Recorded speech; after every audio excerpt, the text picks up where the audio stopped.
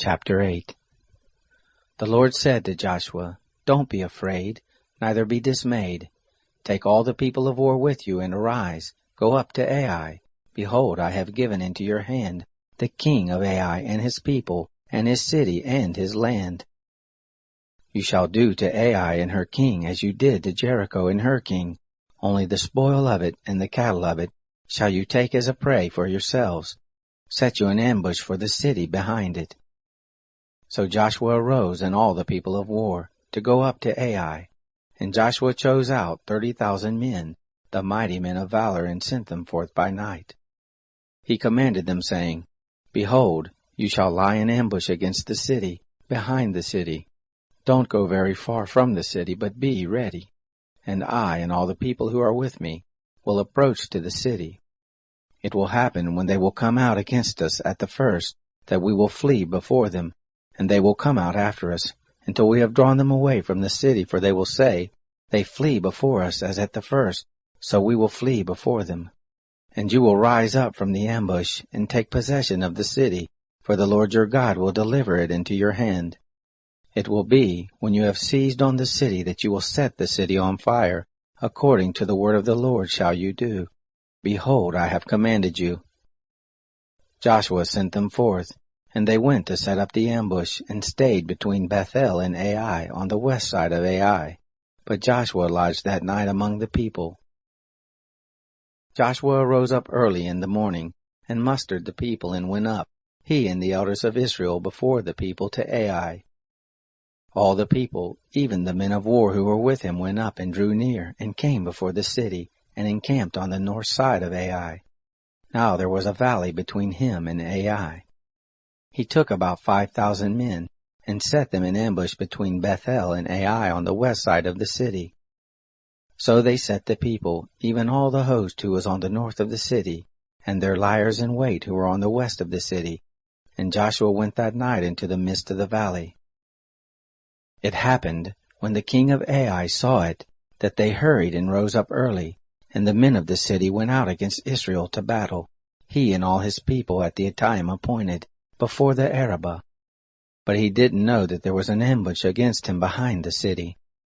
Joshua and all Israel made as if they were beaten before them, and fled by the way of the wilderness. All the people who were in the city were called together to pursue after them, and they pursued after Joshua and were drawn away from the city. There was not a man left in Ai or Bethel who didn't go out after Israel, and they left the city open and pursued after Israel. The Lord said to Joshua, "Stretch out the javelin that is in your hand toward Ai, for I will give it into your hand." Joshua stretched out the javelin that was in his hand toward the city. The ambush arose quickly out of their place, and they ran as soon as he had stretched out his hand, and entered into the city and took it, and they hurried and set the city on fire. When the men of Ai looked behind them, they saw, and behold, the smoke of the city ascended up to heaven, and they had no power to flee this way or that way, and the people who fled to the wilderness turned back on the pursuers. When Joshua and all Israel saw that the ambush had taken the city, and that the smoke of the city ascended, then they turned again, and killed the men of Ai. The others came forth out of the city against them. So they were in the midst of Israel, some on this side, and some on that side, and they struck them, so that they let none of them remain or escape. The king of Ai they took alive, and brought him to Joshua. It happened, when Israel had made an end of killing all the inhabitants of Ai in the field, in the wilderness in which they pursued them, and they were all fallen by the edge of the sword, until they were consumed, that all Israel returned to Ai, and struck it with the edge of the sword. All that fell that day, both of men and women, were 12,000, even all the men of Ai. For Joshua didn't draw back his hand with which he stretched out the javelin, until he had utterly destroyed all the inhabitants of Ai. Only the cattle and the spoil of that city Israel took for prey to themselves, according to the word of the Lord which he commanded Joshua. So Joshua burnt Ai, and made it a heap forever, even a desolation to this day.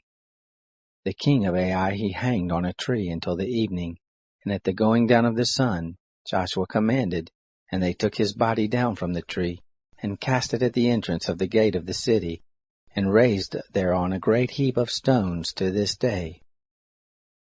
Then Joshua built an altar to the Lord, the God of Israel, in Mount Ebal, as Moses the servant of the Lord commanded the children of Israel, as it is written in the book of the law of Moses, an altar of uncut stones, on which no man had lifted up any iron, and they offered thereon burnt offerings to the Lord, and sacrificed peace offerings. He wrote there on the stones a copy of the law of Moses, which he wrote in the presence of the children of Israel.